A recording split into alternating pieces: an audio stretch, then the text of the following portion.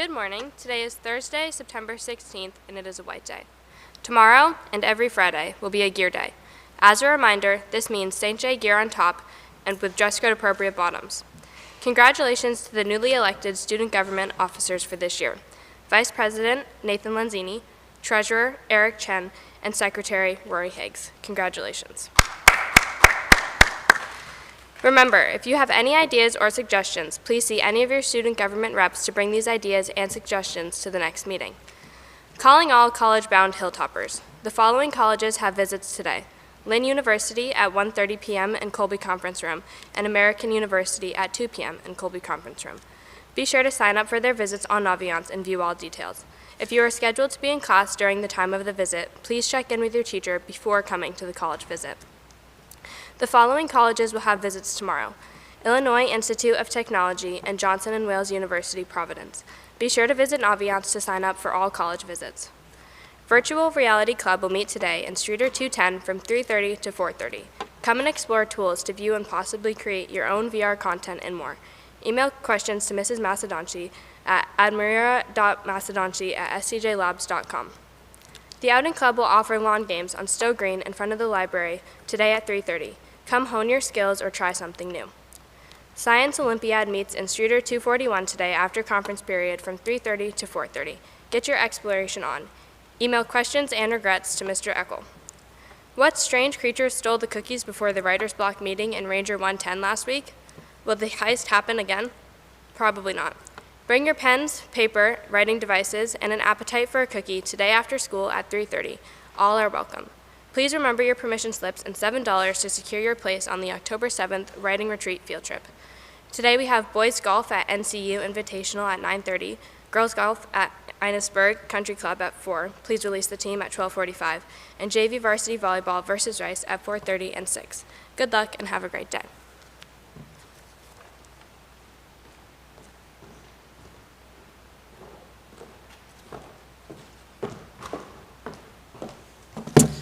Thank you, Ashley. Lots of announcements. One more to add for today. The varsity boys golf team competed against Essex in Middlebury. The team came in second place with a score of 215. Congratulations, golf. And we have a live act this morning that will follow the message. And to all of you sophomore advisories out there, we're going to ask that you hold on at the end of chapel today so that you can hear from Ms. Huntington. We apologize for not being able to get you outside earlier today, but due to the rain last night, we figured it would be best if you were in your advisor locations. So a couple of things to think about today. It's hard to believe it's almost the end of week 4, and for some of you it has absolutely flown by. For others, maybe you're working still on the one day at a time plan. All is a good thing, but I'm thinking particularly about you seniors today. Ashley and I have had lots of conversations lately. Things are going quickly, and to hear from Student Gov, capstones are beginning to form, some from the broad ideas to a more focused topic. You might be getting lots of questions from everybody about, like, what's your next step, what's your plan next year, when are the deadlines upon you, all of those things. So today, especially for you seniors, I want to ask you to do a couple of things. The first one is to look up, take a deep breath, and exhale. Seems so silly, really, taking time to breathe, but I wonder sometimes if we forget in the hustle and bustle of the day that we need to just breathe. So ironically for me, there's a sign in my office that says just that, but it took me actually jumping out of an airplane this summer, skydiving for the first time, to realize just how important it is to breathe. So as you're breathing this morning, I want you to consider some of these things, and this is for all of you, not just our seniors. I want you to think about moments and memories that you have created so far this year. Those too are important. Let some of those moments guide your day. And speaking of moments, yesterday I had the chance to sub for Mr. Lovett's public speaking class. Talk about moments. It was the best part of my day prior to getting to practice. I'm not teaching this semester for the first time in 24 years, and I was reminded yesterday just how much it is a gift to be in a classroom, to think about wonder, to feel the excitement, to feel the enthusiasm. And even feel a little bit of the fear, because those students in particular in the public speaking class are wanting to be heard. They're working on speeches, chapel speeches, for you all to hear, wondering what their audience might want to know, how they might feel about those talks that they give at the end of the day. And honestly, at the end of the day, that's what learning's all about. It's about wonder. It's about the creative possibilities.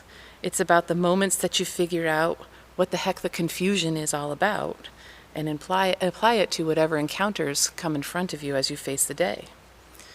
So as you think about your day today, let's also look up and think about those moments, memories, and times of year, because those are things that last forever. And on that note, as we're thinking about memories, I know that you've heard many messages from chapel and lots of other places with your advisor. Things like do what's right, do your best, keep pushing forward, keep focusing on what's possible and not what's not possible. Sometimes I wonder if we hear those things too often. While good in their intent, they might lose their effect.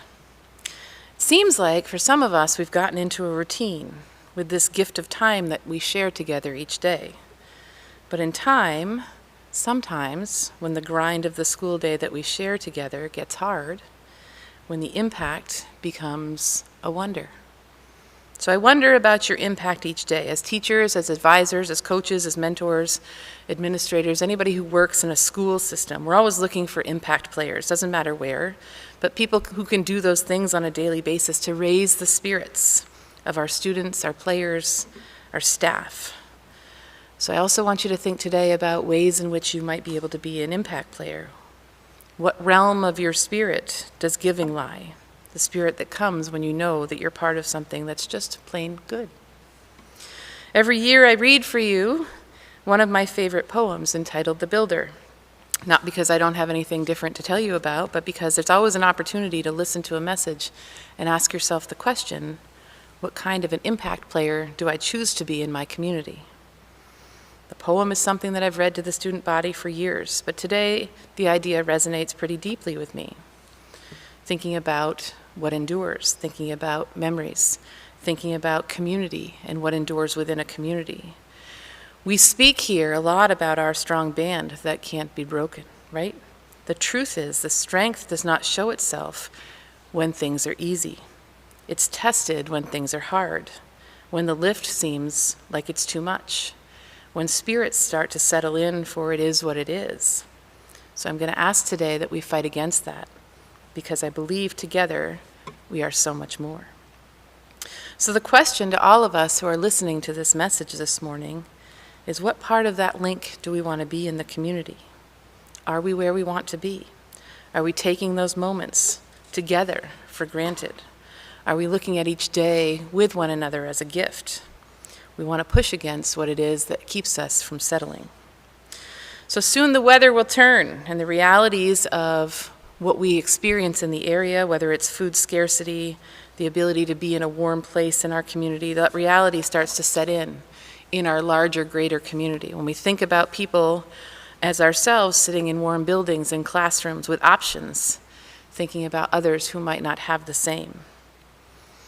I want to urge us to be thinking as we're breathing and looking up and thinking about moments, to let's look to others that might need us and believe that we will take care of them. The power of a community, each and every one of us has the ability to do just that, what's right, what's just, and what's good. So with that same attitude and effort, I want you to hear the message about the builder, because I think it applies to a lot of the stuff that we're starting to see right now as we move into this end of week 4. I hope that you find something to take from it. It goes like this. I saw a group of men in my hometown. I saw a group of men tearing a building down.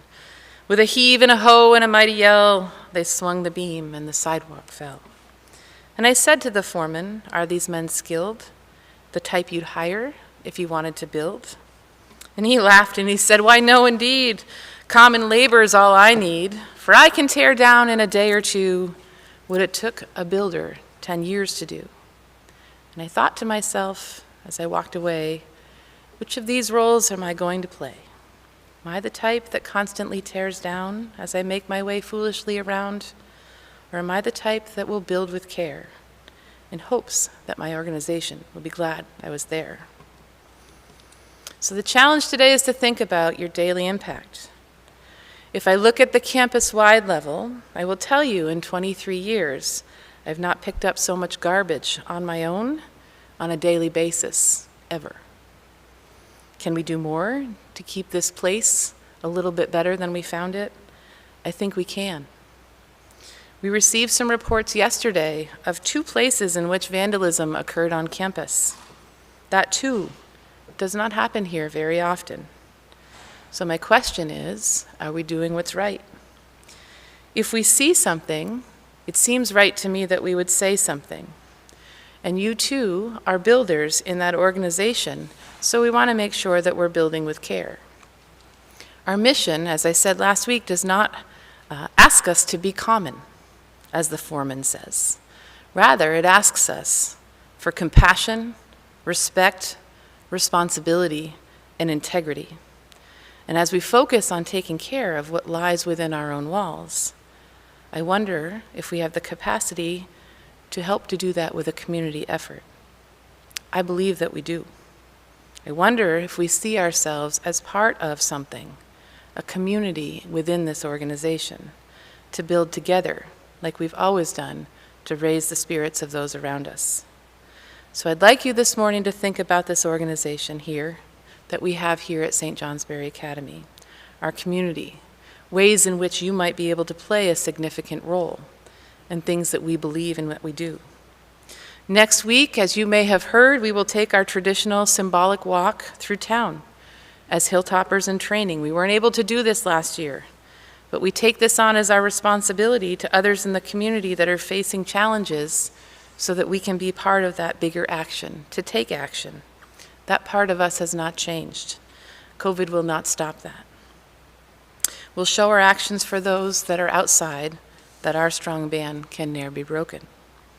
So I ask this morning, will you do what's right to extend a few minutes of your time and energy in those that need us outside of our community and bring in some of our cans and monies to be able to help with them?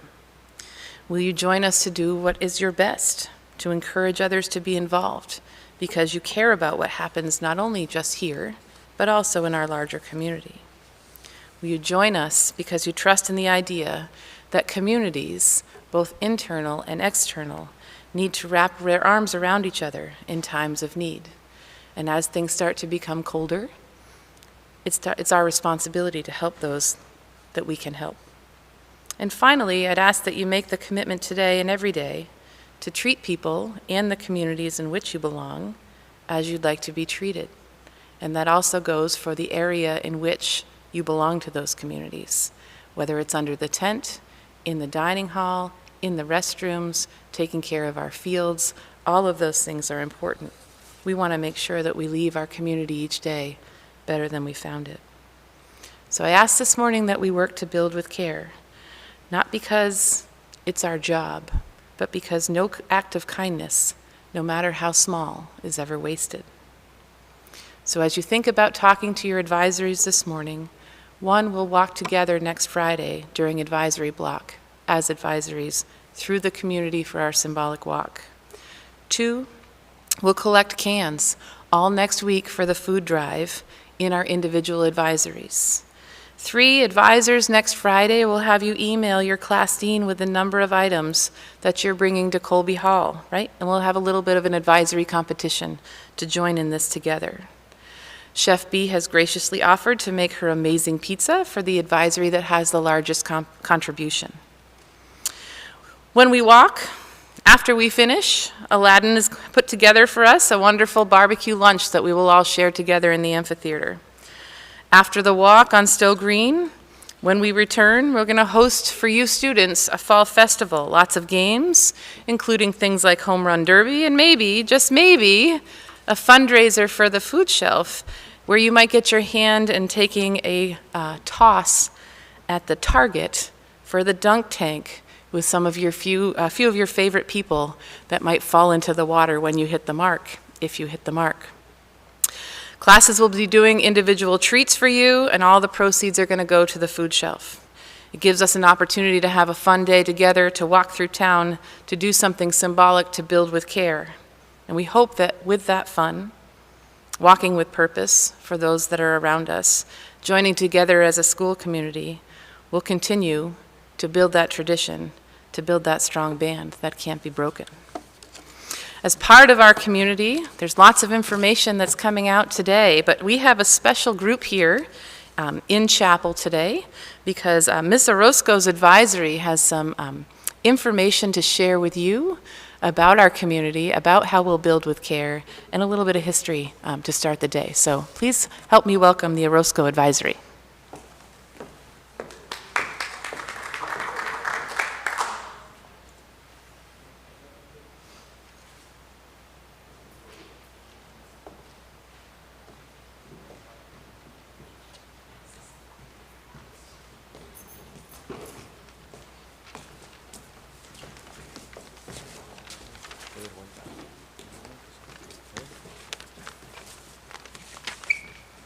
Hello, I am Santi. Hi, I'm Fernando. Hi, I'm Craig. Hi, I'm Guillermo. Hi, I'm Shay. Hi, I'm Hale. And I am Josue.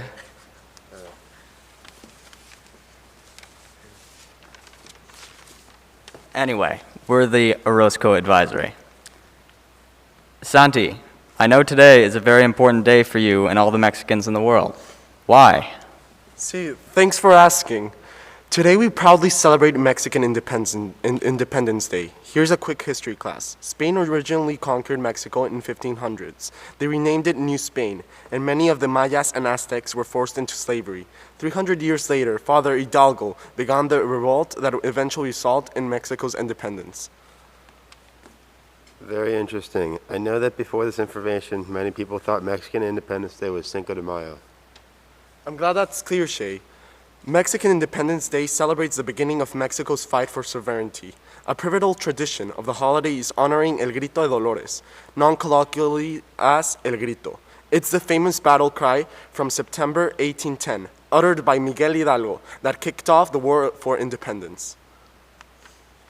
Fernando, how do you guys celebrate Independence Day? First of all, it's a holiday. We don't go to school. It's celebrated with huge street parties, parades, and everything from fireworks to rodeos to march performance and traditional folk dancing in the street. Fiesta. I'm so glad everything worked out in the 1800 and you guys got your independence. Now we are all amigos. To celebrate our independence here at the Academy, we invite all the Mexicanos on campus to wear our Mexican jerseys and flags and sing our alma mater today during dinner. ¡Viva México, cabrones!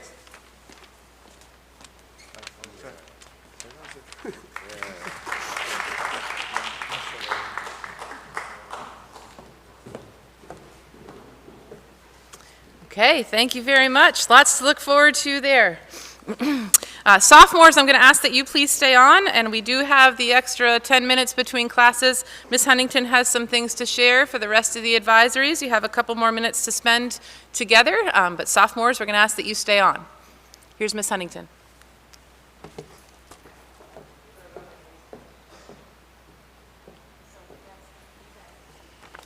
Hello, sophomores. Thank you for hanging in there for just a couple more minutes.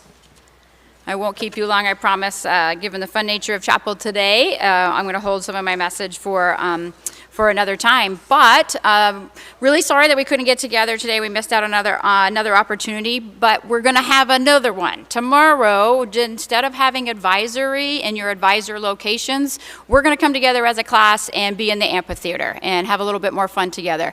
We've missed the last two opportunities to be outside, and while the weather is good, we want to be able to take advantage of that. So we're going to have everybody right after your B block, all of the sophomore advisors back into the amphitheater for sort of a class meeting, lots of fun.